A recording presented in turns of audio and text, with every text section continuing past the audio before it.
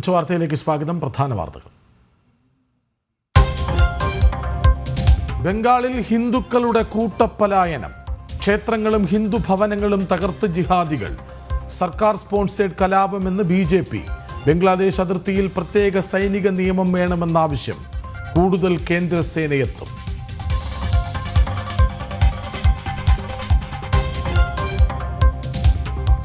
മധ്യപ്രദേശിൽ ഹനുമാൻ ജയന്തി ഘോഷയാത്രയ്ക്ക് നേരെ ആക്രമണം. അതിക്രമം മസ്ജിദിന് മുന്നിലൂടെ കടന്നുപോകുമ്പോൾ കല്ലേറിൽ നിരവധി പേർക്ക് പരുക്ക്. 9 തീവ്ര ഇസ്ലാമിസ്റ്റുകൾ അറസ്റ്റിൽ.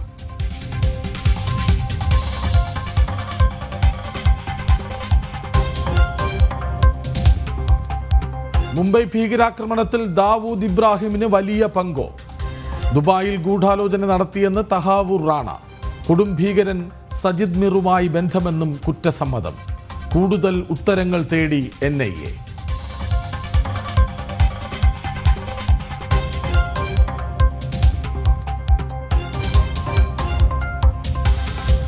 ഡോക്ടർ ജി സ്വാതന്ത്ര്യ സമര സേനാനിയെന്ന് സാക്ഷ്യപ്പെടുത്തിയത് EMS എന്ന് BJP. ഉപ്പു സത്യഗ്രഹത്തിൽ അടക്കം പങ്കെടുത്തെന്ന് EMSന്റെ പുസ്തകത്തിൽ. പരാമർശങ്ങൾ പുറത്തുവിട്ട് പ്രശാന്ത് ശിവൻ.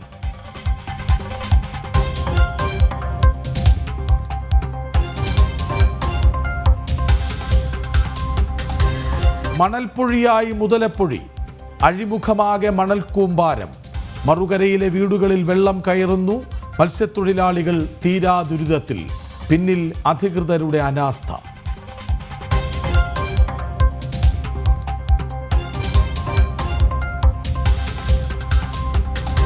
ബില്ലുകളിൽ സമയപരിധി നിശ്ചയിച്ചതിനെതിരെ കേന്ദ്രം സുപ്രീം കോടതിയിൽ പുനഃപരിശോധനാ ഹർജി നൽകും. നീക്കങ്ങൾ ആരംഭിച്ച് ആഭ്യന്തര മന്ത്രാലയം.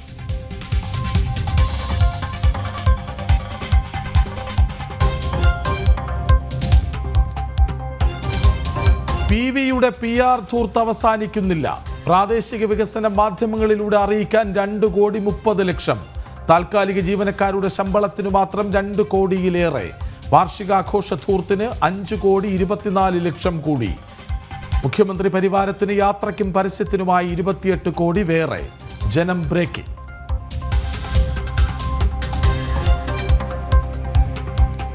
വിശുദ്ധ വാരത്തിന് തുടക്കം കുറിച്ച് ഓശാന ഞായർ. യേശുക്രിസ്തുവിന്റെ ജെറുസലേം പ്രവേശനത്തിന്റെ ഓർമ്മയിൽ വിശ്വാസികൾ. ദേവാലയങ്ങളിൽ പ്രാർത്ഥനകൾ. തൃശൂരിൽ പങ്കെടുത്ത് സുരേഷ് ഗോപി.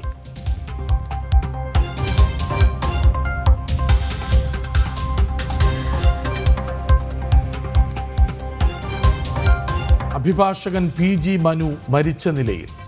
അതിജീവിതയായ കക്ഷിയെ പീഡിപ്പിച്ചെന്ന കേസിലെ പ്രതി. മൃതദേഹം കൊല്ലത്തെ വാടക വീട്ടിൽ.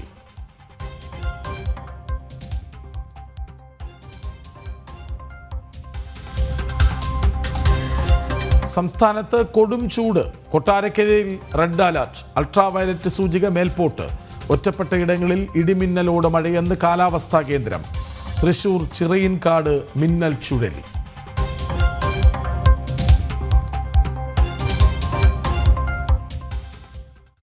പശ്ചിമബംഗാളിൽ തീവ്ര ഇസ്ലാമിസ്റ്റുകൾ അക്രമം അഴിച്ചുവിട്ട മുർഷിദാബാദിൽ നിന്ന് ഹിന്ദുക്കൾ പലായനം ചെയ്യുന്നു.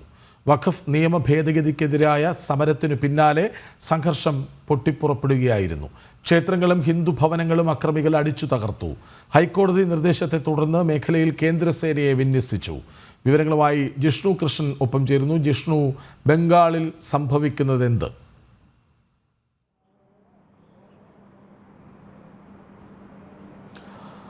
കൃഷ്ണാജ്, പശ്ചിമ ബംഗാളിൽ മുർഷിദാബാദിൽ കലാപം പുകയുകയാണ്. കഴിഞ്ഞ ദിവസങ്ങളിൽ വഖഫ് നിയമ ഭേദഗതിക്കെതിരെ നടന്നിട്ടുള്ള സമരത്തിന്റെ മറവിൽ ആ പ്രതിഷേധങ്ങൾ കൊണ്ടുചെന്ന് എത്തിയത് ഹിന്ദു വിരുദ്ധ കലാപത്തിലേക്കാണ് എന്നുള്ളതാണ് റിപ്പോർട്ടുകളും അവിടെ നിന്ന് പുറത്തുവരുന്ന ദൃശ്യങ്ങളിൽ നിന്നും നമുക്ക് മനസ്സിലാക്കാൻ സാധിക്കുന്നത്. മുർഷിദാബാദിൽ മുസ്ലിം ഭൂരിപക്ഷ പ്രദേശങ്ങളായിട്ടുള്ള മാൾഡ തുടങ്ങിയിട്ടുള്ള പ്രദേശങ്ങളിൽ നിന്ന് ഹിന്ദുക്കൾ കൂട്ടത്തോടെ പലായനം ചെയ്യുകയാണ്. വീടുകളിൽ നിന്ന് എടുക്കാൻ സാധിക്കുന്ന സാധനങ്ങൾ എടുത്തുകൊണ്ട് പലായനം ചെയ്യുന്നു. അവരുടെ ബൈറ്റുകൾ പുറത്തു വന്നിട്ടുണ്ട്. ഇത്തരത്തിൽ ഇനിയും ആ പ്രദേശത്ത് ജീവിക്കാൻ സാധിക്കില്ല, അത്തരത്തിലുള്ള അതിക്രമങ്ങളാണ് മേഖലയിൽ നടക്കുന്നത്. അതുകൊണ്ട് പ്രദേശം വിട്ടു പോകാൻ നിർബന്ധിതരായിരിക്കുന്നു എന്ന പ്രതികരണമാണ് ആ പ്രദേശത്ത് നിന്ന് ഇത്തരത്തിൽ പലായനം ചെയ്യുന്ന ഹിന്ദു കുടുംബങ്ങൾ നടത്തിയിട്ടുള്ളത്. ഈ മേഖലയിൽ കഴിഞ്ഞ കുറച്ച് ദിവസങ്ങളായി, അതായത് രാമനവമിക്ക് തൊട്ടു മുൻപാണ് വളരെ കൃത്യമായി മാൾഡയിൽ ആസൂത്രിതമായ അക്രമങ്ങൾ നടന്നത്. അത് ആ ഒരു തുടക്കത്തിൽ തന്നെ അതിനെതിരെ നടപടിയെടുക്കാനോ കാര്യക്ഷമമായ ഇടപെടൽ നടത്താനോ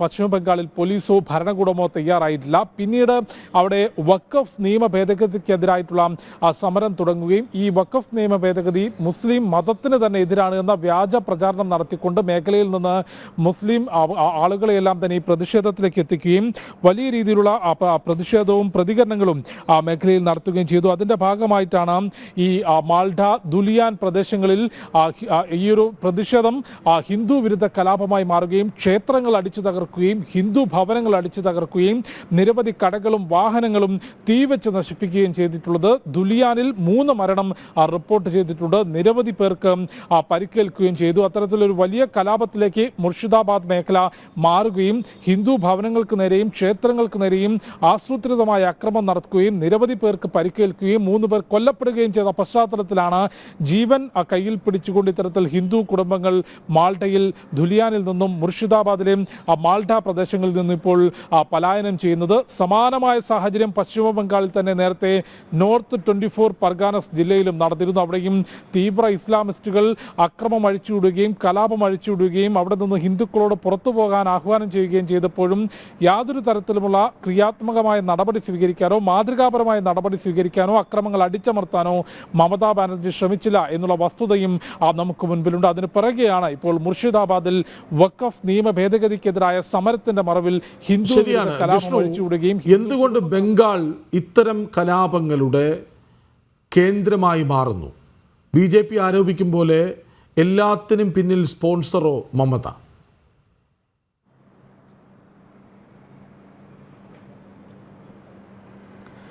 ഷാജു, പശ്ചിമ ബംഗാൾ ഇത്തരത്തിൽ തുടർച്ചയായിട്ടുള്ള അക്രമങ്ങൾ നടക്കുന്നു. അതിൽ ഒരു പരിധിവരെ സംസ്ഥാന സർക്കാർ, മമതാ ബാനർജി സർക്കാർ ഈ തീവ്ര ഇസ്ലാമിക സംഘടനകൾക്ക് കുടപിടിക്കുന്ന സമീപനമാണ്, നിലപാടാണ് സ്വീകരിക്കുന്നത് എന്ന വിമർശനമാണ് BJPയും പ്രതിപക്ഷ നേതാവ് സുവേന്ദു അധികാരി ഉൾപ്പെടെയുള്ളവർ ഉദാഹരണ സഹിതം ചൂണ്ടിക്കാണിക്കുന്നു. അവർ വ്യക്തമാക്കുന്നത് തെരഞ്ഞെടുപ്പുകളിൽ മുസ്ലിം വോട്ട് ബാങ്ക് ശക്തമാക്കി കൂടെ നിർത്തുന്നതിനായി ഇത്തരത്തിൽ അക്രമ സംഭവങ്ങൾ ഉണ്ടാകുമ്പോഴും തീവ്ര ഇസ്ലാമിസ്റ്റുകളുടെ നിലപാടുകൾക്ക് അനുകൂലമായ നടപടികൾ സ്വീകരിക്കാനും മമതാ ബാനർജി നിർബന്ധിതമാകുന്നു. ഒപ്പം ബംഗ്ലാദേശിൽ നിന്ന് അനധികൃത കുടിയേറ്റം ഏറ്റവും കൂടുതൽ നടക്കുന്നതും പശ്ചിമ ബംഗാൾ വഴിയാണ്. അവിടെ കേന്ദ്ര ആഭ്യന്തര മന്ത്രാലയവും ഒപ്പം ആഭ്യന്തരമന്ത്രി അടുത്തിടെ പാർലമെന്റിൽ പോലും ചൂണ്ടിക്കാട്ടിയത് നിരവധി തവണ കത്തുകൾ അയച്ചിട്ടും മീറ്റിംഗ് നടത്തിയിട്ട് പോലും പശ്ചിമ ബംഗാളിൽ ബംഗ്ലാദേശ് അതിർത്തി പ്രദേശങ്ങളിൽ BSF ഔട്ട്പോസ്റ്റ് സ്ഥാപിക്കുന്നതിനോ അതിർത്തിയിൽ ഫെൻസിംഗ് നടത്തുന്നതിനോ ഭൂമി വിട്ടു നൽകുന്നതിനോ അനുകൂലമായ നിലപാടോ നടപടിയോ സ്വീകരിക്കാൻ മമതാ ഭരണകൂടം തയ്യാറായിട്ടില്ല എന്ന ഗുരുതരമായ വസ്തുത ആഭ്യന്തര മന്ത്രാലയം ചൂണ്ടിക്കാട്ടിയിരുന്നു. അത്തരത്തിൽ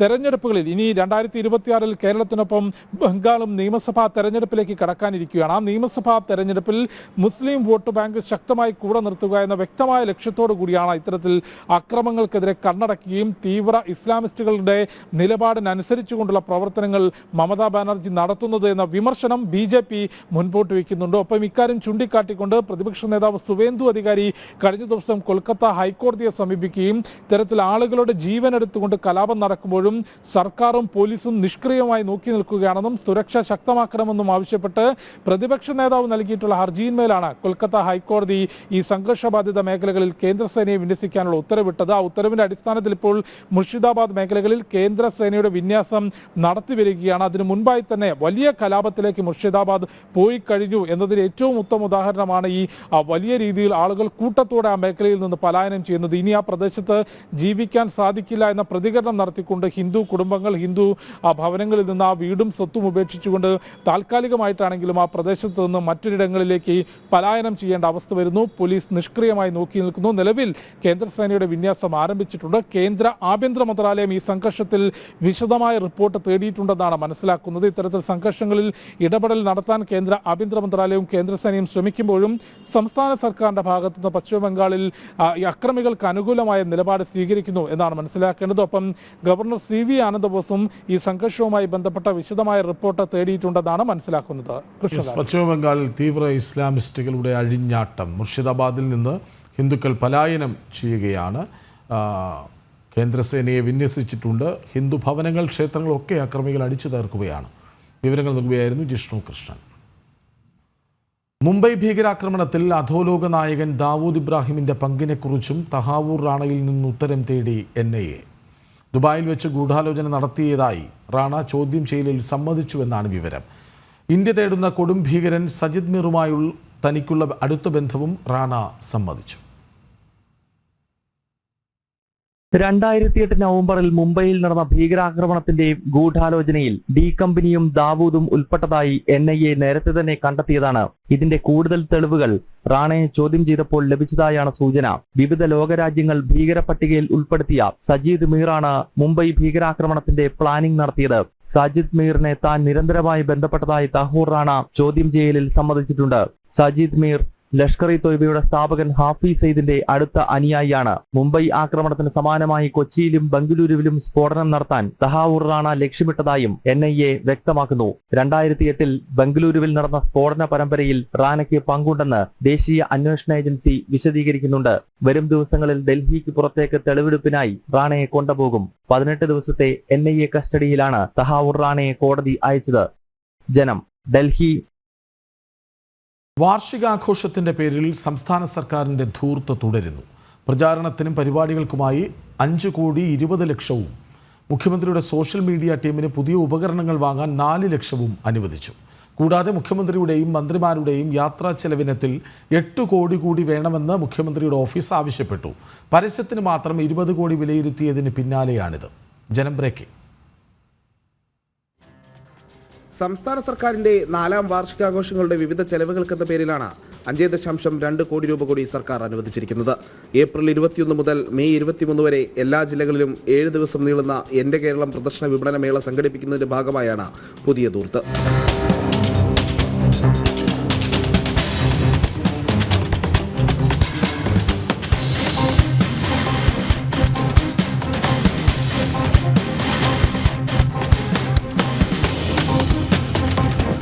എല്ലാ ജില്ലകളിലും PRDയുടെ തീം ഏരിയ ഒരുക്കാൻ മാത്രം 1,96,00,000. കലാപരിപാടികൾ സംഘടിപ്പിക്കാൻ 2,10,00,000 എന്നിങ്ങനെ ആകെ 5,20,00,000 രൂപയാണ് പുതിയതായി അനുവദിച്ചത്.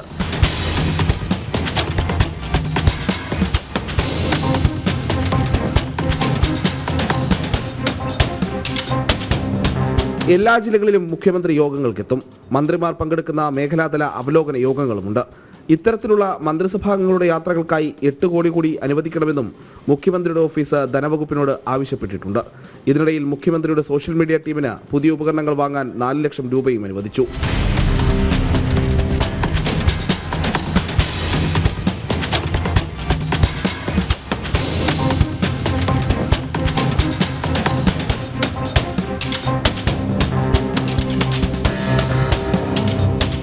നാലാം വാർഷികാഘോഷങ്ങളുടെ പ്രചാരണ പരിപാടികൾക്കായി മാത്രം 20 കോടിയിലധികം രൂപ ചെലവഴിക്കുന്നത് നേരത്തെ ജനം TV പുറത്തുവിട്ടിരുന്നു. കണക്ക് കൂട്ടി വരുമ്പോൾ വാർഷികാഘോഷങ്ങൾക്കായി ഇപ്പോൾ തന്നെ അനുവദിച്ചത് 35 കോടിയോളം രൂപയെന്ന് വ്യക്തം. പ്രജിത് മോഹനൻ, ജനം, തിരുവനന്തപുരം. പ്രാദേശിക വികസന വാർത്തകൾ മാധ്യമങ്ങളെ അറിയിക്കാനുള്ള പ്രിസം പദ്ധതിക്ക് 2,30,00,000 അനുവദിച്ചും സംസ്ഥാന സർക്കാരിൻ്റെ PR ധൂർത്ത്.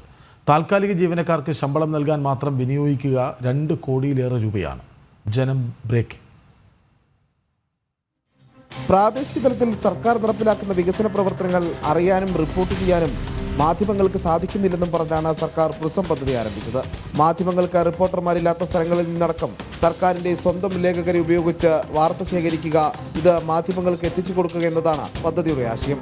ഒറ്റ നോക്കിൽ തന്നെ ഔചിത്യക്കുറവ് തോന്നുന്ന പദ്ധതിക്കായാണ് സർക്കാർ വീണ്ടും പണം അനുവദിച്ചത്.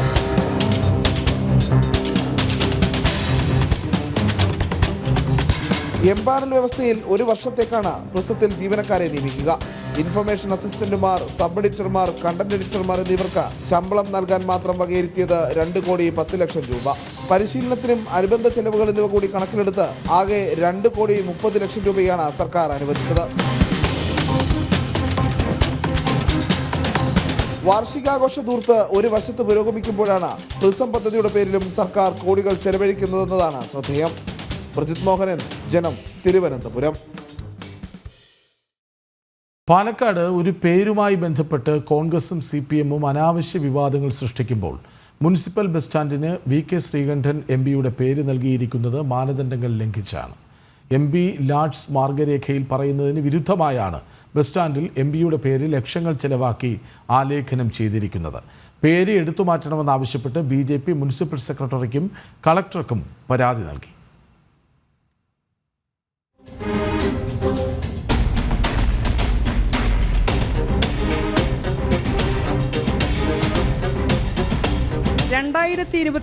സെപ്റ്റംബർ 23-നാണ് പാലക്കാട് മുനിസിപ്പൽ ബസ് സ്റ്റാൻഡ് നിർമ്മാണം പൂർത്തീകരിച്ച് ബസ് സ്റ്റാൻഡിൽ VK ശ്രീകണ്ഠൻ MPയുടെ പേര് സ്ഥാപിച്ചത്. 2.26 കോടി രൂപ ചെലവഴിച്ച് നിർമ്മിച്ച ബസ് സ്റ്റാൻഡിൽ 2 ലക്ഷത്തോളം രൂപ ചെലവാക്കിയായിരുന്നു MPയുടെ പേര് വലുതായി എഴുതി വെച്ചത്. എന്നാൽ ഇത് മാനദണ്ഡങ്ങൾ ലംഘിച്ചാണെന്ന് വിവരാവകാശ രേഖ പറയുന്നു.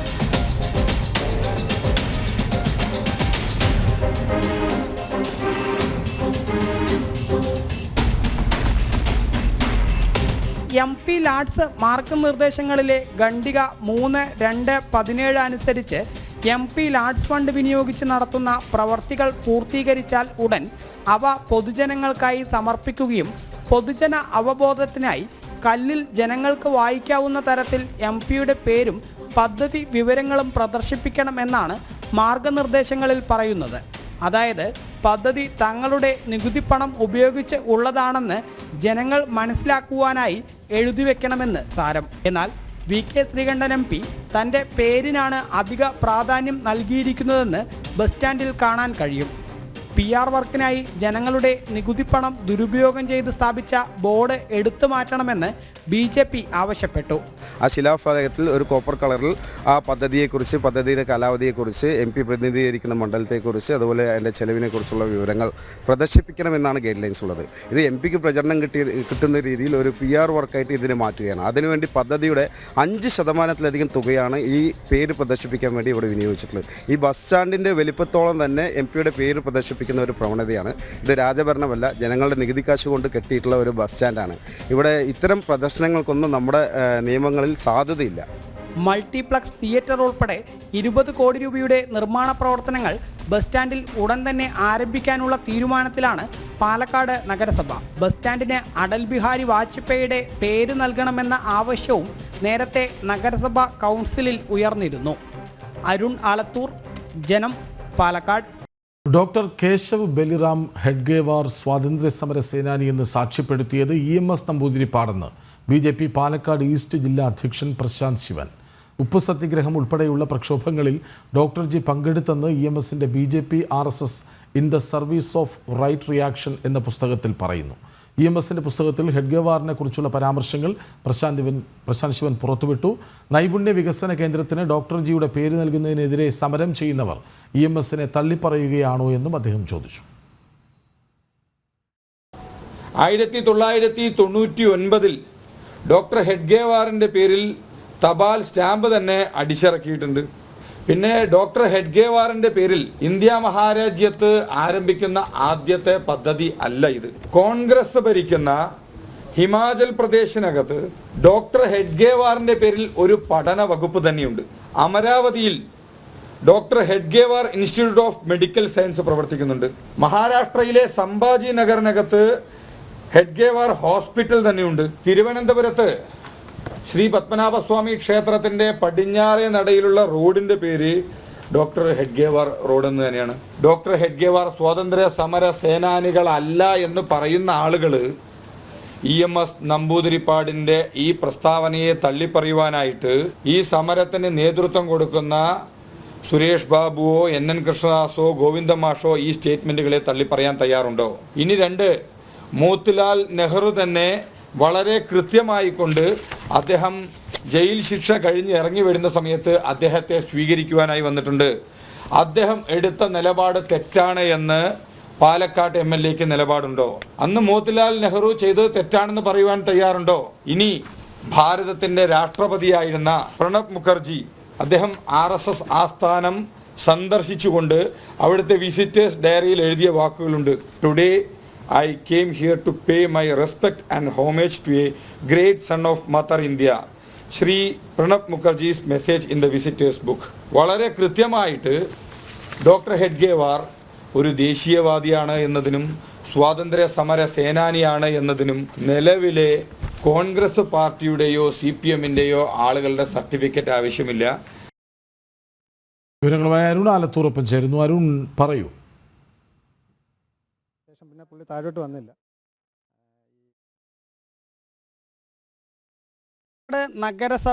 നഗരത്തിൽ ദിവ്യാംഗരായ കുട്ടികൾക്ക് വേണ്ടി ഒരു നൈപുണ്യ വികസന കേന്ദ്രം തറക്കല്ലിടാൻ കഴിഞ്ഞ ദിവസമാണ് അതിൻ്റെ ചടങ്ങ് നടന്നത്. ആ സമയത്താണ് DYFIയും അതുപോലെ തന്നെ യൂത്ത് കോൺഗ്രസും ഡോക്ടർ കേശവ് ബലറാം ഹെഡ്ഗേവാർ എന്ന RSSൻ്റെ സ്ഥാപകൻ്റെ പേര് ഈ സ്ഥാപനത്തിന് നൽകരുത്, അല്ലെങ്കിൽ നൽകുന്നതിന് തങ്ങൾ അനുവദിക്കില്ല എന്ന് പറഞ്ഞുകൊണ്ട് അവിടെ അക്രമം അഴിച്ചുവിടുകയും സ്റ്റേജൊക്കെ തല്ലിപ്പൊളിക്കുകയും മറ്റൊക്കെ ചെയ്തത്. ആ സമയത്ത് DYFI ഉൾപ്പെടെ പറഞ്ഞിരുന്നത് സ്വാതന്ത്ര്യ സമരത്തിൽ ഉൾപ്പെടെ പങ്കെടുത്തിട്ടില്ലാത്ത, അതല്ലെങ്കിൽ ഒരു പഞ്ചായത്ത് അംഗം പോലും അല്ലാതിരുന്ന ഡോക്ടർ കേശവ് ബലറാം ഹെഡ്ഗേവാറിൻ്റെ പേര് എങ്ങനെയാണ് ഈ സ്ഥാപനത്തിന് നൽകുക എന്നുള്ളതായിരുന്നു ഇവരൊക്കെ മാധ്യമങ്ങൾക്ക് മുൻപിൽ വിളിച്ച് പറഞ്ഞിരുന്നത്. ഏതായാലും BJP അതിന് ശക്തമായ മറുപടി നൽകിയിരിക്കുകയാണ്. തെളിവ് സഹിതമാണ് പുറത്ത് വിട്ടിരിക്കുന്നത്. CPMൻ്റെ താത്വിക ആചാര്യനായ EMSൻ്റെ പുസ്തകത്തിൽ ആ EMS എഴുതിയിട്ടുള്ള കാര്യങ്ങളാണ് ഇപ്പോൾ BJP പറയുന്നത്. അതായത് BJP RSS in the service of right reaction എന്ന പുസ്തകത്തിൽ EMS പറഞ്ഞിരിക്കുന്നത് ഡോക്ടർ കേശവ് ബലറാം ഹെഡ്ഗേവാർ തികഞ്ഞ ദേശീയവാദിയാണെന്നും അദ്ദേഹം ഒരു ദശാബ്ദക്കാലം ഇന്ത്യൻ നാഷണൽ കോൺഗ്രസിൽ പ്രവർത്തിച്ചിരുന്നുവെന്നും ഉപ്പ് സത്യാഗ്രഹത്തിൽ ഉൾപ്പെടെ 1930 ഡോക്ടർ കേശവ് ബലറാം ഹെഡ്ഗേവാർ പങ്കെടുത്തിരുന്നു എന്നുള്ളതാണ് ഈ EMS തന്നെ എഴുതിയ പുസ്തകത്തിൽ പറയുന്നത് എന്നുള്ളതാണ്. അതായത് എന്താണോ DYFIക്കാർ സ്വാതന്ത്ര്യ സമരത്തിൽ ഉൾപ്പെടെ പങ്കെടുക്കാത്ത വ്യക്തിയാണ് എന്നൊക്കെ തരത്തിൽ വളച്ചൊടിച്ച് ഇല്ലാത്ത പച്ചക്കള്ളം പ്രചരിപ്പിക്കുന്നത്, ആ പച്ചക്കള്ളത്തെ അവരുടെ ആ താത്വിക ആചാര്യൻ തന്നെ അദ്ദേഹത്തിൻ്റെ പുസ്തകത്തിൽ ഖണ്ഡിക്കുന്ന കാര്യങ്ങളാണ് പറഞ്ഞിട്ടുള്ളത് എന്നുള്ളതാണ്. ഏതായാലും BJP അതിൻ്റെ ആ പുസ്തകത്തിൻ്റെ പേജും അതിൻ്റെ എന്താണ് EMS പറഞ്ഞിരിക്കുന്നത് എന്നുള്ള വരികൾ ഉൾപ്പെടെയാണ് ഇന്ന് മാധ്യമങ്ങൾക്ക് മുൻപിൽ പുറത്തുവിട്ടത്. ഇങ്ങനെയാണെങ്കിൽ EMSനെ തള്ളി പറയുകയാണ് ഇവർ. അതായത് RSSനും അതുപോലെ തന്നെ RSSൻ്റെ സ്ഥാപകനായ ഡോക്ടർ കേശവ് ബലറാം ഹെഡ്ഗേവാറിനും ഒന്നും സ്വാതന്ത്ര്യ സമരവുമായി യാതൊരു ബന്ധവുമില്ല എന്നുള്ള പച്ചക്കള്ളം നിരന്തരം ഇടത് മാധ്യമങ്ങളും അതുപോലെ തന്നെ ഈ ഇടതുപക്ഷ അനുയായികളും കോൺഗ്രസും ഒക്കെ ഇങ്ങനെ പ്രചരിപ്പിക്കുമ്പോൾ അതല്ല വാസ്തവം എന്ന് അവരുടെ തന്നെ മുൻ നേതാവ് പറഞ്ഞിട്ടുള്ള, അവരുടെ താത്വിക ആചാര്യനായ EMS പറഞ്ഞിട്ടുള്ള കാര്യങ്ങളാണ് BJP തെളിവ് സഹിതം ഇന്നിപ്പോൾ പുറത്തുവിട്ടിരിക്കുന്നത് എന്നുള്ളതാണ്. മറ്റൊരു കാര്യം, കോൺഗ്രസിനകത്തും അതായത് ഡോക്ടർ കേശവ് ബലറാം ഹെഡ്ഗേവാർ വന നിയമം ലംഘിച്ചുൾപ്പെടെ ബ്രിട്ടീഷുകാരുടെ ഓരോ കാര്യങ്ങൾക്ക് എതിർ നിൽക്കുകയും അതുപോലെ തന്നെ അദ്ദേഹത്തിന് ജയിൽവാസം അനുഭവിക്കേണ്ട ഒരു സാഹചര്യം ഉണ്ടായിരുന്നു. ആ ജയിൽവാസം അനുവദിച്ചതിന് ശേഷം അദ്ദേഹം പുറത്തിറങ്ങിയ സമയത്ത് അദ്ദേഹത്തിന് നൽകിയ സ്വീകരണം, ആ സ്വീകരണത്തിൽ പങ്കെടുത്തിരുന്നത് ജവഹർലാൽ നെഹ്റുവിൻ്റെ അച്ഛനായ മോത്തിലാൽ നെഹ്റു ആണ് അവിടെ പങ്കെടുത്തിരുന്നത് എന്നുൾപ്പെടെയുള്ള കാര്യങ്ങൾ BJP പുറത്തുവിടുന്നു. അതിൻ്റെ തെളിവുകൾ ഇപ്പോഴും മഹാരാഷ്ട്രയിൽ ഉണ്ട്. അത് നമുക്കൊന്ന് ഗൂഗിൾ ചെയ്ത് കഴിഞ്ഞാൽ ആ ഗൂഗിളിൽ തന്നെ കാണാൻ കഴിയും ഇതിൻ്റെ തെളിവുകൾ എന്നുള്ളതാണ് BJP മറ്റൊരു കാര്യമായിട്ട് പുറത്തുവിട്ടിരിക്കുന്നത്. മൂന്നാമതായിട്ട് മുൻ രാഷ്ട്രപതിയും അതുപോലെ തന്നെ കോൺഗ്രസ് നേതാവുമൊക്കെ ആയിരുന്ന പ്രണബ് കുമാർ മുഖർജി നാഗ്പൂരിലുള്ള RSSൻ്റെ കാര്യാലയം സന്ദർശിച്ചതിന് ശേഷം അദ്ദേഹം അവിടുത്തെ വിസിറ്റേഴ്സ് ഡയറിയിൽ എഴുതിയിട്ടുള്ള കാര്യങ്ങളാണ്. ഭാരതത്തിൻ്റെ മഹത്തായ പുത്രൻ എന്ന തരത്തിലാണ് ഡോക്ടർ കേശവ് ബലറാം ഹെഡ്ഗേവാറിനെ പ്രണബ് കുമാർ മുഖർജി എന്ന കറകളഞ്ഞ ആ കോൺഗ്രസ്സുകാരൻ പോലും വിശേഷിപ്പിച്ചിരിക്കുന്നത് എന്നുള്ളതാണ്. ഇത്തരത്തിൽ ഡോക്ടർ കേശവ് ബലറാം ഹെഡ്ഗേവാർ ഒരു സ്വാതന്ത്ര്യ സമര സേനാനിയായിരുന്നു എന്നും ഉപ്പ് സത്യാഗ്രഹത്തിൽ ഉൾപ്പെടെ പങ്കെടുത്തിട്ടുണ്ടായിരുന്നു എന്നുള്ളതിൻ്റെ കൃത്യമായ തെളിവുകൾ ഉണ്ടായിട്ടും അതെല്ലാം മറച്ചു പിടിച്ചുകൊണ്ടാണ് എന്ത് സംഭാവനയാണ് ഡോക്ടർ കേശവ് ബലറാം ഹെഡ്ഗേവാർ സമൂഹത്തിന് നൽകിയത് എന്നൊക്കെ ചോദിച്ചുകൊണ്ട് ഒരു മാന്യമായി നടക്കുന്ന പരിപാടിയിൽ അക്രമം അഴിച്ചു വിട്ടുകൊണ്ട് ദിവ്യാംഗരായ കുട്ടികൾക്ക് അവരുടെ രക്ഷിതാക്കൾക്കൊക്കെ വലിയ ആശ്വാസമാവുമായിരുന്ന ഒരു പദ്ധതിയെ തന്നെ ഇല്ലായ്മ ചെയ്യുന്നതിന് വേണ്ടി കോൺഗ്രസ് ശ്രമിക്കുന്നത് എന്നുള്ളതാണ് BJP പ്രധാനമായിട്ടും ആരോപിക്കുന്നത്. മാത്രമല്ല സ്വാതന്ത്ര്യ സമര സേനാനി എന്ന് സാക്ഷ്യപ്പെടുത്തിയത് EMS നമ്പൂതിരിപ്പാടാണെന്ന് BJP തിരിച്ചടിക്കുന്നു. ഉപ്പ് സത്യാഗ്രഹം ഉൾപ്പെടെയുള്ള പ്രക്ഷോഭങ്ങളിൽ ഡോക്ടർ ജി പങ്കെടുത്തെന്ന് EMSൻ്റെ പുസ്തകത്തിൽ തന്നെ പറയുന്നുണ്ടല്ലോ എന്ന് പ്രശാന്ത് ശിവൻ ചോദിക്കുന്നു. വിവരങ്ങൾ നൽകുകയായിരുന്നു അരുൺ ആലത്തൂർ. അഭിഭാഷകൻ PG മനുവിനെ കൊല്ലത്തെ വീട്ടിൽ മരിച്ച നിലയിൽ കണ്ടെത്തി. കേസിൻ്റെ ആവശ്യങ്ങൾക്കായി താമസിച്ചിരുന്ന വാടക വീട്ടിലാണ് തൂങ്ങി മരിച്ച നിലയിൽ കണ്ടെത്തിയത്. എറണാകുളം പിറവം സ്വദേശിയാണ് PG മനു. വിവരങ്ങളുമായി മനോജ് ഒപ്പം ചേരുന്നു. മനോജ്, എന്താണ് വിവരങ്ങൾ?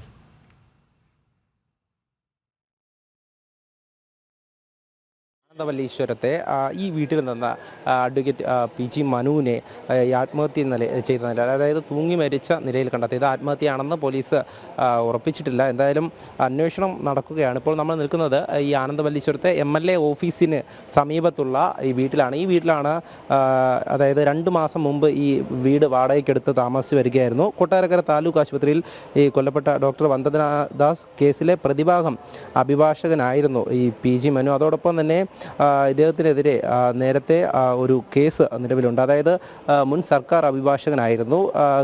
ഈ നിയമസഹായം തേടിയെത്തിയിട്ടുള്ള യുവതിയെ പീഡിപ്പിച്ച കേസിലെ പ്രതിയാണ്. എറണാകുളം പിറവം സ്വദേശിയും അതോടൊപ്പം തന്നെ 2018 നടന്ന ഈ പീഡന കേസിൽ ഇരയായ യുവതി ഈ പോലീസ് ഉദ്യോഗസ്ഥൻ പറഞ്ഞതിൻ്റെ അടിസ്ഥാനത്തിൽ നിയമോപദേശത്തിനായി ഈ അഭിഭാഷകനെ സമീപിക്കുകയായിരുന്നു. ഈ സമയത്താണ് ഇത്തരത്തിലൊരു പീഡന ശ്രമം ഉണ്ടാകുന്നത് ആയി പരാതി വരുന്നത്. തുടർന്ന് ഈ പരാതിയിൽ ഇദ്ദേഹത്തിനെതിരെ കേസെടുക്കുകയും ആലുവ റൂറൽ SP ലഭിച്ച പരാതിയിലാണ് ഇദ്ദേഹത്തിനെതിരെ കേസെടുക്കുകയും തുടർന്ന് മറ്റ് നടപടികളിലേക്ക് കടക്കുകയും ചെയ്തത്. അതിനുശേഷം ഹൈക്കോടതി സിംഗിൾ ബെഞ്ച് ജാമ്യം അനുവദിച്ചിരുന്നു. പിന്നാലെയാണ് ഇപ്പോൾ ഇത്തരത്തിലൊരു ഈ മരണവാർത്ത പുറത്തു വരുന്നത്. എന്തായാലും ഇന്ന് രാവിലെ അദ്ദേഹം ഇവിടെ നിന്നും സമീപത്തുള്ള ആളുകളൊക്കെ കണ്ടിരുന്നെന്നും അതോടൊപ്പം തന്നെ ഈ വീട്ടിൽ 2 ദിവസം മുമ്പ് വന്നു. അതിനുശേഷം സുഹൃത്തുക്കളുമായാണ് ഈ വീട്ടിൽ താമസിച്ച് വരുന്നത്. അവരോടൊക്കെ സംസാരിച്ചിരുന്നു. എന്നാൽ ഇന്ന് വീണ്ടും 10:30 സുഹൃത്തുക്കൾ എത്തി നോക്കുമ്പോഴാണ് ഈ വീട്ടിൽ മുകളിലത്തെ നിലയിൽ ഇത്തരത്തിൽ തൂങ്ങി മരിച്ച നിലയിൽ കാണുന്നത്. എന്തായാലും പോലീസ് ഉദ്യോഗസ്ഥരൊക്കെ ഈ സ്ഥലത്തേക്ക് എത്തിയിട്ടുണ്ട്. ഉന്നത പോലീസ് ഉദ്യോഗസ്ഥർ അല്പസമയത്തിനകം തന്നെ ഇങ്ങോട്ടേക്ക് എത്തും. അന്വേഷണം നടക്കുന്നുണ്ട്. എന്തായാലും നിലവിലിപ്പോൾ മൃതദേഹം ഈ വീടിനുള്ളിലാണുള്ളത്. അവിടെ നിന്നും മറ്റ് നടപടികൾ പൂർത്തിയാക്കിയ ശേഷം ആശുപത്രിയിലേക്ക് മാറ്റും. നേരത്തെ സൂചിപ്പിച്ചതുപോലെ തന്നെ ഇദ്ദേഹത്തിനെതിരെയുള്ള കേസ് അത് വലിയ ചർച്ചയായിരുന്നതാണ്. അതോടൊപ്പം തന്നെ ഈ നിയമോപദേശം തേടിയെത്തിയ യുവതിയെ പീഡിപ്പിച്ചു എന്നുള്ള കേസിലെ പ്രതിയാകുമ്പോൾ തന്നെ അത്രയധികം അദ്ദേഹം ഈ ഒരു കേസിൻ്റെ മറ്റ് നടപടികളൊക്കെ തന്നെ വിധേയമായിട്ടുണ്ട്. അതിനുശേഷമാണ് ഇപ്പോൾ ഈ ഒരു സംഭവം കൂടെ വരുന്നത്. ഇതിലെന്തെങ്കിലും ദുരൂഹതയുണ്ടോ എന്നുള്ളത് പോലീസ് അന്വേഷിച്ച് വരികയാണ്. അതോടൊപ്പം തന്നെ PG മനുവിനെ കൊല്ലത്തെ വീട്ടിൽ മരിച്ച നിലയിൽ കണ്ടെത്തി. വിവരങ്ങൾ നൽകുകയായിരുന്നു മനോജ്. CPMന്റെ പ്രചാരണത്തിന് ദേവസ്വം ബോർഡ് ക്ഷേത്രക്കുളത്തിലെ മണ്ഡപം. തിരുവനന്തപുരം ശ്രീവരാഹം ക്ഷേത്രത്തിലെ ഗോപുരത്തിന്റെ ഉയരത്തിൽ ചെഗുവേരയുടെ ചിത്രം പതിപ്പിച്ച കൊടി പാറിക്കളിക്കുകയാണ്. ദേവസ്വം ബോർഡ് ക്ഷേത്രത്തിലും ക്ഷേത്ര പരിസരത്തും രാഷ്ട്രീയ പാർട്ടികളുടെ ചിഹ്നങ്ങൾ പ്രദർശിപ്പിക്കാൻ പാടില്ലെന്ന കർശന നിർദ്ദേശം നിലനിൽക്കുമ്പോഴാണ് ഗുരുതരമായ നിയമലംഘനം. തിരുവനന്തപുരം ശ്രീവരാഹം ക്ഷേത്രക്കുളത്തിലെ മണ്ഡപത്തിന് മുകളിലായിട്ടാണ് ചെഗുവേരയുടെ ചിത്രം പതിപ്പിച്ചിട്ടുള്ള ചുവന്ന കൊടി സ്ഥാപിച്ചിരിക്കുന്നത്. ദേവസ്വം ബോർഡിന് കീഴിലുള്ള ക്ഷേത്രക്കുളത്തിലാണ് ഗുരുതരമായിട്ടുള്ള നിയമലംഘനം. ദേവസ്വം ബോർഡിന് കീഴിലുള്ള ക്ഷേത്രമാണെങ്കിലും ഉപദേശക സമിതിയിൽ ഉൾപ്പെട്ടിരിക്കുന്നത് CPM അംഗങ്ങളാണ്. തിരുവനന്തപുരത്തെ ശ്രീവരാഹം ക്ഷേത്രക്കുളത്തിലെ മണ്ഡപത്തിൽ ചെഗുവേരയുടെ പാർട്ടി പതാക സ്ഥാപിച്ചുകൊണ്ട് ക്ഷേത്ര ഉപദേശക സമിതിയാണ് അത് സ്ഥാപിച്ചതെന്നും എല്ലാ നാട്ടുകാർക്കും ഭക്തജനങ്ങൾക്കും അറിയാം. മറ്റൊരു ക്ഷേത്രത്തിൽ ദേശഭക്തി ഗാനം ചൊല്ലിയപ്പോൾ ആ ഉപദേശ സമിതിയെ പിരിച്ചുവിടാൻ നേതൃത്വം കൊടുക്കുന്ന ദേവസ്വം ബോർഡ് കഴിഞ്ഞ നിരവധി വർഷങ്ങളായി ശ്രീവരാഹം ക്ഷേത്രക്കുളത്തെ പാർട്ടിയുടെ കേന്ദ്രമാക്കി, പാർട്ടിയുടെ വേണ്ടിയിട്ടുള്ള ഒരു പ്രചരണ മണ്ഡപമാക്കി ക്ഷേത്രത്തിൻ്റെ മധ്യത്തിലുള്ള ആ മണ്ഡപത്തെ മാറ്റിയിരിക്കുകയാണ്. ഇക്കാര്യത്തിൽ തന്നെ ബഹുമാനപ്പെട്ട കേരള ഹൈക്കോടതി ഈ ക്ഷേത്രക്കുളവും അതുപോലെ തന്നെ ഈ മണ്ഡപവും ക്ഷേത്ര ആവശ്യങ്ങൾക്കല്ലാതെ മറ്റ് ഒരു കാര്യത്തിനും വിനിയോഗിക്കാൻ പാടില്ല എന്നുള്ള ഉത്തരവ് നിലനിൽക്കെയാണ് CPM DYFI ഇത്തരത്തിലുള്ള നടപടികളുമായി മുന്നോട്ട് പോകുന്നത്. ക്ഷേത്രക്കുളത്തിന്റെ നടുഭാഗത്തുള്ള മണ്ഡപത്തിന്റെ മുകളിലാണ് ചെഗുവേരയുടെ ചുവന്ന കൊടി. ശ്രീവരാഹ ക്ഷേത്രത്തിൽ നിന്ന് നേരെ ഇറങ്ങുന്നത് കുളത്തിലേക്ക്. അതായത് ക്ഷേത്രത്തിൽ നിന്നും 50 മീറ്റർ പോലും അകലെയല്ല കൊടി സ്ഥാപിച്ചിട്ടുള്ളത്. ക്ഷേത്രത്തിന് എതിർവശം മറ്റൊരു ഗണപതി ക്ഷേത്രവും സ്ഥിതി ചെയ്യുന്നുണ്ട്. 2 ക്ഷേത്രങ്ങളുടെയും ഗോപുരത്തിന് മുകളിൽ വരുന്ന രീതിയിലാണ് കൊടി. കടക്കൽ ദേവീ ക്ഷേത്രത്തിൽ വിപ്ലവഗാനം അവതരിപ്പിച്ചതിനുൾപ്പെടെ അതിരൂക്ഷ വിമർശനം ദേവസ്വം ബോർഡ് നേരിടുമ്പോഴാണ് മറ്റൊരു നിയമലംഘനം കണ്ടിട്ടും ബോർഡ് മൗനം പാലിക്കുന്നത്. ജനം, തിരുവനന്തപുരം. വയനാട് കൽപ്പറ്റയിൽ എൽസ്റ്റൺ എസ്റ്റേറ്റിൽ പ്രതിഷേധം. വയനാട് ടൗൺഷിപ്പിനായി ഏറ്റെടുത്ത എസ്റ്റേറ്റിലാണ് തൊഴിലാളികളുടെ പ്രതിഷേധം. ആനുകൂല്യങ്ങൾ ലഭിച്ചാലേ ഇറങ്ങൂ എന്ന് തൊഴിലാളികൾ പറയുന്നു. 11 കോടി രൂപയാണ് തൊഴിലാളികൾക്ക് ലഭിക്കാനുള്ളത്. ടൗൺഷിപ്പ് നിർമ്മിക്കുന്നതിനാൽ സ്ഥലത്ത് നിന്നും മാറാനായി തൊഴിലാളികൾക്ക് നോട്ടീസ് നൽകിയിരുന്നു.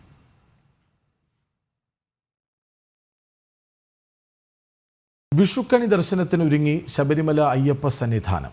നാളെ പുലർച്ചെ 4 മണിക്ക് നട തുറക്കും. പുലർച്ചെ 4 മുതൽ 7 വരെയാണ് വിഷുക്കണി ദർശനം. കണി കണ്ട് തൊഴുന്നതിനൊപ്പം ശ്രീകോവിലിൽ നിന്ന് ഭക്തർക്ക് വിഷു കൈനീട്ടവും നൽകും. വിഷുവിനോടനുബന്ധിച്ച് തിരക്ക് വർദ്ധിക്കുന്നതിനാൽ വിപുലമായ തയ്യാറെടുപ്പുകളിലാണ് സന്നിധാനം. ഇന്ന് അത്താഴപൂജയ്ക്ക് ശേഷം മേൽശാന്തി, കീഴ്ശാന്തി, പരികർമ്മികൾ ചേർന്ന് ശ്രീകോവിലിൽ വിഷുക്കണി ഒരുക്കും. കണിയൊരുക്കിയ ശേഷമാണ് ഇന്ന് ഹരിവരാസനം പാടി നടയടയ്ക്കുക. നാളെ പുലർച്ചെ 4 മണിക്ക് നട തുറന്ന് ദീപം തെളിയിച്ച് ഭഗവാനെ ആദ്യം കണി കാണിക്കും. അതിനുശേഷം ഭക്തർക്ക് രാവിലെ 7 മണിവരെ വിഷുക്കണി ദർശനം. തന്ത്രി കണ്ഠര് രാജീവര്, കണ്ഠര് ബ്രഹ്മദത്തൻ, മേൽശാന്തി അരുൺകുമാർ നമ്പൂതിരി എന്നിവർ ഭക്തർക്ക് വിഷു കൈനീട്ടം നൽകും. അയൽ സംസ്ഥാന ഭക്തർ വിഷുവിനോടനുബന്ധിച്ച് ഈ മണിക്കൂറുകളിൽ കൂടുതലായി എത്തുന്നുണ്ട്. நான் 30 கொள்ளமாக வந்துட்டு இருக்கேன். மாத பூஜைக்கு இதை வந்திருக்கேன். நேற்று நைட்டு வந்து இப்போ நெய் விஷயம் முடிச்சுட்டு நல்ல ஐயப்பன் நல்ல தரிசனம் 2 தடவை பார்த்தேன். என்ன ஐயப்பன் எனக்கு முக்கியமான ஒரு இது ஆரம்பத்துலேருந்தே இருக்கேன். சூப்பர் தர்ஷன் புல்லரிக்குது. Very happy. ரொம்ப நல்லா இருந்தது. இருமுடி கட்டி தான் first time we are coming. We had a very good darshan. Our Gurusami took us to all places. ഇന്നിറങ്ങും. ഇന്നലെ രാത്രി വന്നു, ഇന്നിറങ്ങും. സുഖം നന്നായിട്ടുണ്ട്. അയ്യപ്പൻ കുറവച്ചില്ല. ഇന്നെത്തുന്ന ഭക്തരിൽ കൂടുതൽ പേരും നാളെ വിഷുക്കണി ദർശനത്തിന് ശേഷമാകും മടങ്ങുക.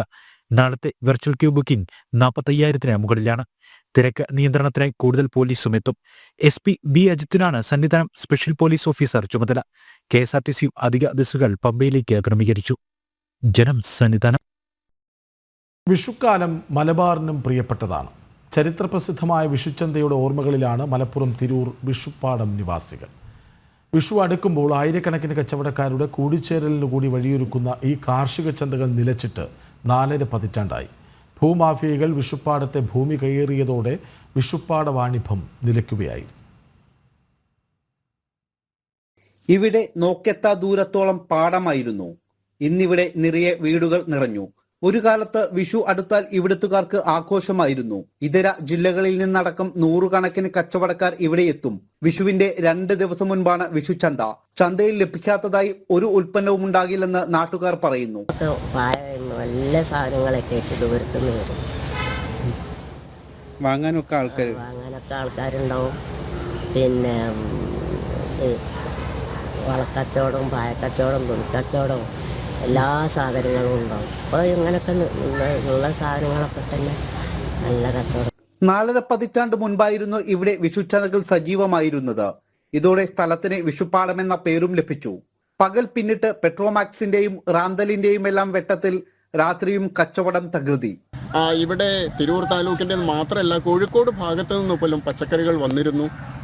ഇവിടെ ഓരോ കണ്ടങ്ങളുണ്ട്. ഓരോ കൃഷിയിടങ്ങളുടെ ഓരോരോ വയൽ വേർതിരിച്ചിട്ടുണ്ട്. ആ വേർതിരിച്ച ഭാഗത്ത് പെരുമ്പായ കണ്ടം, അതിവിടുത്തെ കാർഷിക സംസ്കാരത്തിൻ്റെ ചരിത്രത്തിലേക്ക് വിരൽ ചൂണ്ടുന്നതാണ്.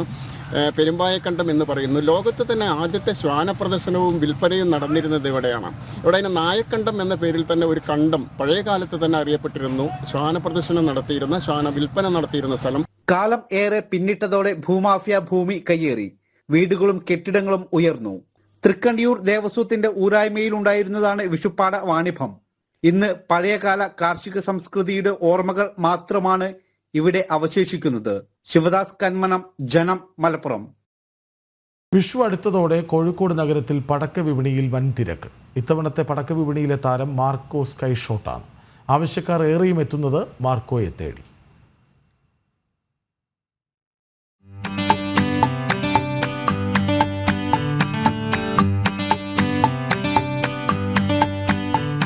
വിഷുവിന് ഒരു ദിവസം മാത്രം ബാക്കി നിൽക്കെ പടക്ക വിപണിയിൽ വലിയ തിരക്കാണ് അനുഭവപ്പെടുന്നത്. ബിഗ് സ്ക്രീനിലെ മാർക്കോ സിനിമയ്ക്ക് കിട്ടിയ സ്വീകാര്യത തന്നെയാണ് മാർക്കോ സ്കൈ ഷോട്ട് പടക്കത്തിനും വിപണിയിൽ ലഭിക്കുന്നത്. ആവശ്യക്കാർ ഏറെയും എത്തുന്നത് മാർക്കോ സ്കൈ ഷോട്ട് പടക്കത്തെ തേടി. വിപണിയിലെ മറ്റൊരു താരമാണ് മെഗാ പീക്കോക്ക് മേശപ്പൂ. മൈപ്പീലി വിടരുന്ന പോലെ 5 വശങ്ങളിലേക്ക് വിവിധ നിറങ്ങളിൽ വിരിയുന്നതാണ് മെഗാ പീക്കോക്ക് മേശപ്പൂ. ലെമൺ ട്രീ, എമുക് തുടങ്ങി നിരവധി പുത്തൻ ഇനങ്ങളും വിപണിയിലുണ്ട്. വിഷുവിന് സജീവമാണ്. മാർച്ച് ഒരു പകുതി മുതലേ ആൾക്കാരുണ്ട്. ഏറ്റവും കൂടുതൽ ഈ ഫാൻസി സാധനങ്ങൾക്ക്, കുട്ടികൾക്കുള്ള ഫാൻസി വെറൈറ്റീസ് ഇപ്പോൾ ഒരു 5-6 വർഷമായിട്ട് അത് തന്നെയാണ്. അപ്പോൾ അതിന് തന്നെയാണ് ആവശ്യക്കാരുള്ളത്. അതൊക്കെ ഒരു 30 രൂപ മുതൽ ഒരു ഫാൻസി ഐറ്റത്തിൻ്റെ ബോക്സ് ഇവിടെ കിട്ടും. ഞങ്ങളിപ്പോൾ അയ്യൻസ് വേൾഡിൽ ഈ വർഷം മാർക്കോ 30 എന്ന് പറഞ്ഞിട്ടൊരു 30 ഷോട്ട്സ് ഉണ്ട്. അത് വീട്ടിൽ യൂസ് ചെയ്യാൻ പറ്റുന്ന ടൈപ്പ്, ഒരു മൾട്ടി കളർ, ഇപ്പോൾ ബ്ലഡ് ഷെഡ് പോലെ തോന്നിക്കുന്ന റെഡ് കളേഴ്സൊക്കെ വരുന്ന ടൈപ്പ് ഒരു 30 ഷോട്ട് ഉണ്ട്. അതാണ് ഈ വർഷത്തെ ഏറ്റവും കൂടുതൽ ആൾക്കാർ ഇവിടെ നിന്ന് ചോദിച്ച് വാങ്ങിച്ചു കൊണ്ടുപോകുന്നതായിട്ട്. ബാറ്റും ബോളും, കിഡീസ് ജോയ് തുടങ്ങി കുട്ടികൾക്കായുള്ള നിരവധി ഫാൻസി ഐറ്റങ്ങളും വിപണി കീഴടക്കി കഴിഞ്ഞു. വിഷു അടുത്തതോടെ വലിയ തിരക്കാണ് പടക്ക വിപണിയിൽ അനുഭവപ്പെടുന്നത്. ജനം, കോഴിക്കോട്. വിഷു ആശംസകൾ നേർന്ന് മുഖ്യമന്ത്രി പിണറായി വിജയൻ. ഐശ്വര്യത്തിൻ്റെയും സമൃദ്ധിയുടെയും അടയാളപ്പെടുത്തലാണ് വിഷു. അഭിവൃദ്ധിയുടെ നല്ല നാളുകൾക്കായുള്ള പ്രതീക്ഷകളും സ്വപ്നങ്ങളും പങ്കുവയ്ക്കാൻ ഏവരും ഒത്തുകൂടുന്ന ആഘോഷ നിമിഷങ്ങളാണിതെന്ന് മുഖ്യമന്ത്രി പറഞ്ഞു. സമ്പന്നമായ നമ്മുടെ കാർഷിക സംസ്കാരത്തെ വീണ്ടെടുക്കേണ്ടതിൻ്റെ അനിവാര്യതയും ഈ ആഘോഷദിനം നമ്മെ ഓർമ്മിപ്പിക്കുന്നു. ഒരുമയെയും ഐക്യബോധത്തെയും ഊട്ടിയുറപ്പിക്കുന്നതിൻ്റെ വിളംബരമാകട്ടെ ഈ വർഷത്തെ വിഷു ആഘോഷങ്ങളെന്നും മുഖ്യമന്ത്രി പറഞ്ഞു. വൈക്കം മഹാദേവ ക്ഷേത്രത്തിൽ നടന്നുവരുന്ന വടക്കുപുറത്ത് പാട്ട് ഇന്ന് സമാപിക്കും. രാത്രി 1 മണിക്ക് നടക്കുന്ന വലിയ ഗുരുതിയോടെയാണ് ചടങ്ങുകൾ പൂർത്തിയാകുന്നത്. ഇന്ന് 64 കൈകളിൽ ആയുധമേന്തി വേതാളത്തിൻ്റെ പുറത്തിരിക്കുന്ന ദേവിയുടെ രൂപമാണ് കളത്തിൽ തയ്യാറാക്കുക. ദേവിയുടെ അപൂർവമായ ഈ രൂപം ദർശിക്കുന്നതിനായി വിവിധ സ്ഥലങ്ങളിൽ നിന്നുള്ള ഭക്തജനങ്ങൾ ക്ഷേത്രത്തിലേക്ക് എത്തുകയാണ്. 12 വർഷത്തിലൊരിക്കൽ മാത്രം നടക്കുന്ന കോടിയർച്ചനയും വടക്കുപുറത്ത് പാട്ടും ഇനി 2037 നടക്കുക.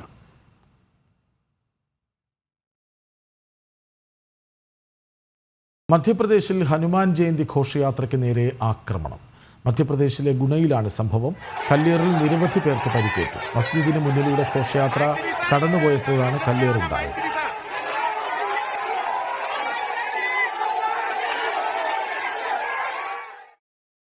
യേശു ക്രിസ്തുവിൻ്റെ ജെറുസലേം പ്രവേശനത്തിൻ്റെ സ്മരണകൾ ഉയർത്തി ക്രൈസ്തവർ ഇന്ന് ഓശാന പെരുന്നാൾ ആഘോഷിച്ചു. യഹൂദജനം ഒലിവിലകളേന്തി ജെറുസലേം നഗരത്തിലേക്ക് യേശുക്രിസ്തുവിനെ വരവേറ്റതിനെ അനുസ്മരിച്ച് ദേവാലയങ്ങളിൽ കുരുത്തോല പ്രദക്ഷിണം നടന്നു. തിരുവനന്തപുരം പാളയം സെന്റ് ജോസഫ് ലത്തീൻ പള്ളിയിൽ അതിരൂപത ആർച്ച് ബിഷപ്പ് തോമസ് ജെ നെറ്റോ ദിവ്യബലിക്ക് മുഖ്യ കാർമ്മികത്വം വഹിച്ചു.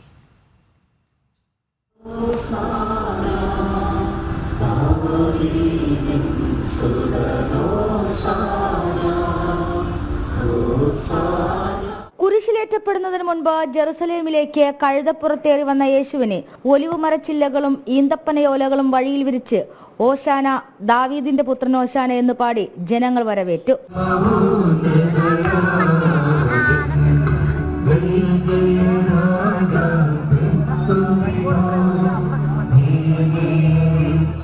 യേശുവിന്റെ പീഡനാനുഭവങ്ങൾ സ്മരിച്ചുകൊണ്ട് വിവിധ ക്രിസ്ത്യൻ ദേവാലയങ്ങളിൽ പ്രത്യേക പ്രാർത്ഥനകളും യേശുവിന്റെ ജെറുസലേമിലേക്കുള്ള ആഘോഷപൂർവമായ ആഗമനത്തെ പറ്റിയുള്ള സുവിശേഷ ഭാഗങ്ങളുടെ വായനയും കുരുത്തോലകളുടെ ആശീർവാദവും നടന്നു. തിരുവനന്തപുരം പാളയം ലത്തീൻ അതിരൂപതയിൽ ആർച്ച് ബിഷപ്പ് തോമസ് ജെ നെറ്റോ വിശ്വാസികൾക്ക് ഓശാന പെരുന്നാൾ സന്ദേശം നൽകി. ഏറ്റവും പരമമായ വഴിയും പാതയും നമുക്ക് തെളിച്ചു തരുന്നത് നമ്മുടെ കർത്താവും രക്ഷകനുമായ യേശു ക്രിസ്തുവാണ്. അങ്ങനെയെങ്കിൽ ഈ ഒരാഴ്ച വിശുദ്ധ വാരത്തിലെ ഓരോ ദിവസവും സങ്കീർത്തകന്റെ പ്രാർത്ഥനയ്ക്കുള്ള മറുപടിയാണ് ഈ വിശുദ്ധ ദിനങ്ങളിൽ നമ്മൾ ആഘോഷിക്കുന്നത്. ഇന്ന് ക്രിസ്തീയ വിശ്വാസികൾക്ക് ആരാധനാലയത്തിൽ നിന്ന് ലഭിക്കുന്ന കുരുത്തോല ഭക്തിയോടെ ഭവനങ്ങളിൽ സൂക്ഷിക്കും.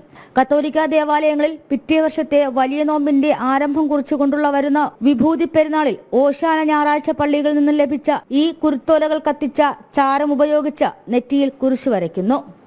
ജനം, തിരുവനന്തപുരം.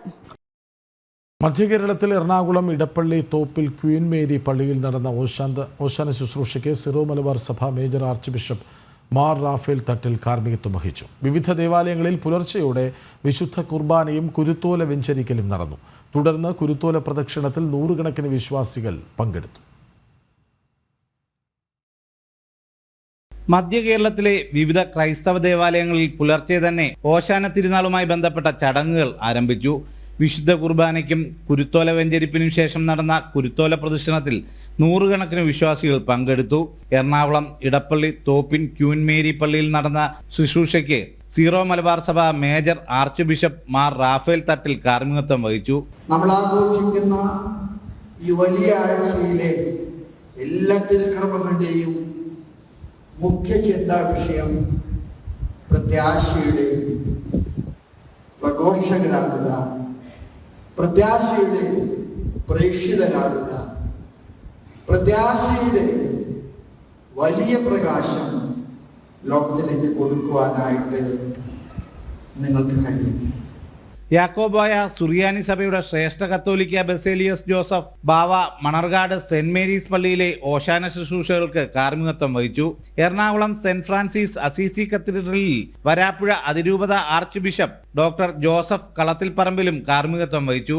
കുർബാന തർക്കത്തെ തുടർന്ന് സീറോ മലബാർ സഭയുടെ ആസ്ഥാന ദേവാലയമായ സെന്റ് മേരീസ് കത്തീഡ്രൽ ബസിലിക്കയിൽ ഈ വർഷവും വിശുദ്ധവാര തിരുകർമ്മങ്ങൾ നടത്തുന്നില്ല. ഓശാന തിരുനാളോടെ ക്രൈസ്തവർ വിശുദ്ധ വാരാചരണത്തിലേക്ക് കടന്നു. ഉയിർപ്പ് തിരുനാൾ വരെ ദേവാലയങ്ങളിൽ പ്രത്യേക തിരുകർമ്മങ്ങൾ നടക്കും. ജനം, കൊച്ചി.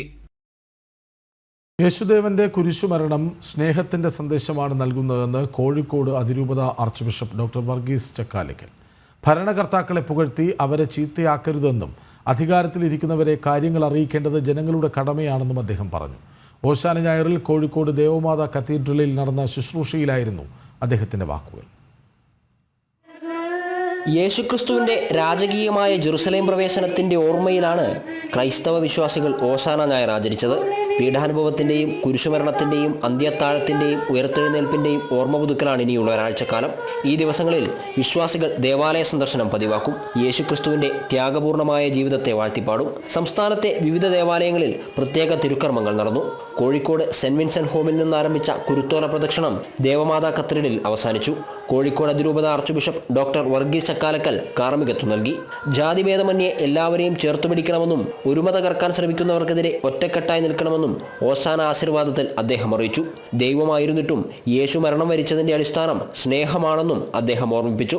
നമ്മൾ ദൈവത്തിന്റെ രൂപത്തിലും സാദൃശ്യത്തിലും സൃഷ്ടിക്കപ്പെട്ടവരാണ് എന്ന് പറഞ്ഞാൽ ദൈവത്തിന്റെ രൂപമുള്ളവരാണ് ഓരോ മനുഷ്യനും.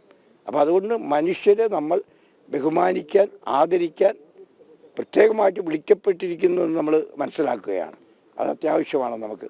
അതുപോലെ തന്നെ നമ്മൾ പാപം ചെയ്ത് ദൈവത്തിൽ നിന്ന് അകന്നവരാണ്. എന്നാൽ യേശുക്രിസ്തുവിൻ്റെ മരണം വഴി, ഉയർപ്പ് വഴി നമ്മൾ വീണ്ടെടുക്കപ്പെട്ടവരാണ്. അപ്പോൾ നമ്മൾ രക്ഷിക്കപ്പെട്ടവരാണ്, വീണ്ടെടുക്കപ്പെട്ടവരാണെന്നുള്ള ഒരു ചിന്തയാണ് നമുക്ക് കിട്ടുന്നത്. ഈ ഓശാന ഞായറിൻ്റെ എല്ലാവിധ ആശംസകളും നിങ്ങൾക്കെല്ലാവർക്കും വളരെ ഹൃദയപൂർവ്വം ഞാൻ നേരുന്നു. ഭരണകർത്താക്കളെ പുകഴ്ത്തി അവരെ ചീത്തയാക്കരുത്. വിമർശിക്കാതെ ഇരിക്കുമ്പോൾ ഭരണകർത്താക്കൾ കാര്യങ്ങൾ അറിയില്ല. അധികാരത്തിലിരിക്കുന്നവരെ കാര്യങ്ങൾ അറിയിക്കേണ്ടത് ജനങ്ങളുടെ കടമയാണെന്നും ഡോക്ടർ വർഗീസ് ചക്കാലക്കൽ പറഞ്ഞു. അധികം ഈ പുകഴ്ത്തി ആളുകളെ ചീത്തയാക്കരുത്. ചിലപ്പോഴൊക്കെ ഈ ഭരണത്തിലിരിക്കുന്നവരെ അല്ലെങ്കിൽ മറ്റുള്ളവരൊക്കെ നമ്മൾ ഒത്തിരി പുകഴ്ത്തും. നന്മ ചെയ്താലും അല്ല പുകഴ്ത്തും. അതിൻ്റെ ഫലമായിട്ട് എന്താ പറ്റണമെന്ന് വെച്ചിട്ടുണ്ടെങ്കിൽ അവരൊന്നും ചെയ്യാതെ വരും. അപ്പോൾ ആവശ്യത്തിന് പുകഴ്ത്തണം, ആവശ്യത്തിന് കാര്യങ്ങൾ പറഞ്ഞ് കൊടുക്കുകയും വേണം. വിമർശനം അനിവാര്യമാണ്. വിമർശനത്തിലൂടെയാണ് വളരാൻ പറ്റുന്നത്. ശരിക്കും പറഞ്ഞു വിമർശനം എല്ലായിടത്തും ആവശ്യമാണ്. നമ്മൾ വിമർശിക്കാതിരിക്കുമ്പോൾ എന്താ പറ്റുന്നത്, കാര്യങ്ങൾ അവരറിയില്ല.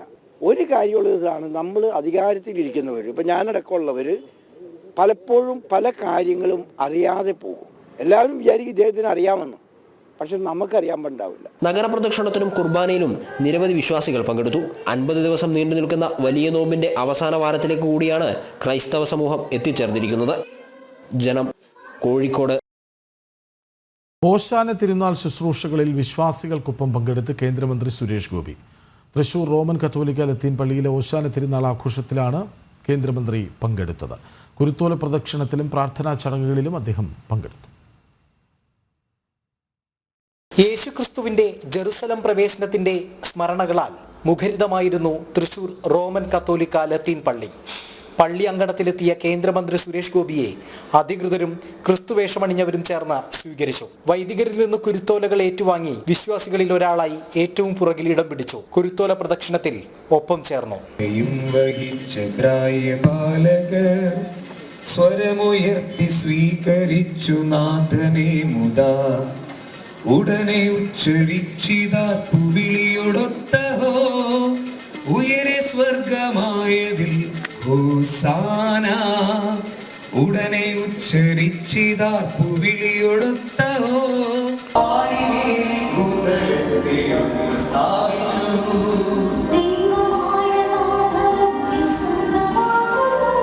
ദേവാലയത്തിനകത്തെ പ്രത്യേക പ്രാർത്ഥനാ ചടങ്ങുകളിലും മുഴുവൻ സമയവും അദ്ദേഹം പ്രാർത്ഥനാ നിർഭരനായി.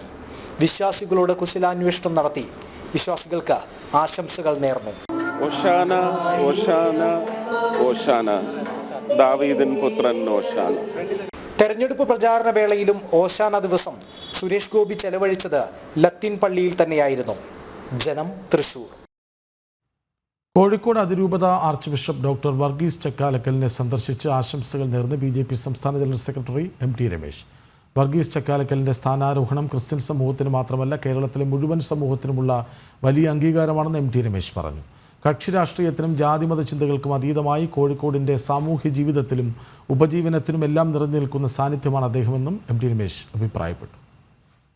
ഭാരതീയ ജനതാ പാർട്ടിയുടെ സംസ്ഥാന സമിതിയുടെ എല്ലാ അഭിനന്ദനങ്ങളും അദ്ദേഹത്തിന് നേരുകയുണ്ടായി. തിരുമേനിയുടെ ഈ സ്ഥാനാരോഹണം ക്രിസ്ത്യൻ സമൂഹത്തിന് മാത്രമല്ല കേരളത്തിലെ മുഴുവൻ സമൂഹത്തിനുമുള്ള ഒരു വലിയ അംഗീകാരമായിട്ടാണ് കാണുന്നത്.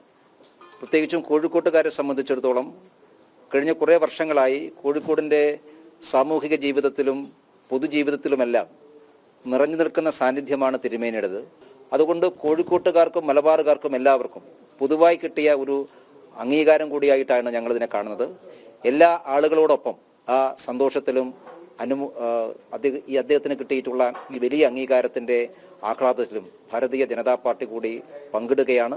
കോഴിക്കോട്ടെ പൊതുസമൂഹത്തിൽ നിറസാന്നിധ്യമായി ഇനിയും ഒരുപാട് ഉയരങ്ങളിലേക്ക് എത്താൻ, കോഴിക്കോടിൻ്റെ ആധ്യാത്മിക ജീവിതത്തിലെ നിറവിളക്കായിട്ട് മാറാൻ അദ്ദേഹത്തിന് സാധിക്കട്ടെ എന്ന് ആത്മാർത്ഥമായി ആശംസിക്കുന്നു, പ്രാർത്ഥിക്കുന്നു. വിവിധ ആവശ്യങ്ങൾ ഉന്നയിച്ച് ആശാപ്രവർത്തകർ സെക്രട്ടേറിയറ്റ് പടിക്കൽ നടത്തിവരുന്ന രാപ്പകൽ സമരം 63-ാം ദിവസമാണ്. നിരാഹാര സമരം 25-ാം ദിവസവും. സമരം ചെയ്യുന്നത് സ്ത്രീകളാണെന്ന പരിഗണന പോലും നൽകാതെയുള്ള സർക്കാർ നടപടിയിൽ പ്രതിഷേധം ശക്തമാണ്. അതേസമയം ഇന്ന് ആശാ അസോസിയേഷന്റെ സംസ്ഥാന കമ്മിറ്റി യോഗം ചേരും. സെക്രട്ടേറിയറ്റിന് മുന്നിൽ അനിശ്ചിതകാല സമരം നടത്തുന്ന ആശാ വർക്കർമാർക്ക് ഐക്യദാർഢ്യവുമായി കഴിഞ്ഞ ദിവസം പൗരസാഗരം നടന്നതിന് പിന്നാലെയാണ് ഇന്ന് ആശാ വർക്കർമാർ യോഗം ചേരുന്നത്. ആശാ അസോസിയേഷൻ സംസ്ഥാന കമ്മിറ്റി യോഗത്തിന് ശേഷം 4 മണിക്ക് സെക്രട്ടേറിയറ്റിലെ സമരപന്തലിൽ അസോസിയേഷൻ പ്രതിനിധികൾ മാധ്യമങ്ങളെ കാണും. സാംസ്കാരിക മുന്നേറ്റമാണ് ഇന്നത്. ഒരു സാമൂഹ്യ മുന്നേറ്റമായി നമ്മുടെ സമരം മാറി. ഇത് ആശാവർക്കർമാരുടെ സമരം മാത്രമല്ല, ഈ പൊതുസമൂഹത്തിൻ്റെ സമരമാണ്. ഈ പൊതുസമൂഹം ഒന്നടങ്കം വിവിധ തലങ്ങളിൽ ഈ സർക്കാരിനോട് ആവശ്യപ്പെടുകയാണ് ഈ സമരം മാന്യമായി ഒത്തുതീർപ്പാക്കണമെന്ന്. പക്ഷേ സർക്കാർ അതിന് തയ്യാറാകുന്നില്ല. സമരം നീട്ടിക്കൊണ്ടു പോകരുതെന്നും തോൽക്കാൻ പാടില്ലാത്ത സമരമാണിതെന്നും എഴുത്തുകാരിയും സാമൂഹ്യ പ്രവർത്തകയുമായ ഡോക്ടർ ഖദീജ മുംതാസ് ഇന്നലെ ഐക്യദാർഢ്യം പ്രഖ്യാപിച്ചുകൊണ്ട് സമരപന്തലിൽ പറഞ്ഞിരുന്നു. സമരം വിജയിക്കുമെന്ന ഉറച്ച പ്രതീക്ഷയിലാണ് ആശാവർക്കർമാർ. ജനം, തിരുവനന്തപുരം. ഉച്ചവാർത്ത പൂർണ്ണമാകുന്നു. നമസ്തേ.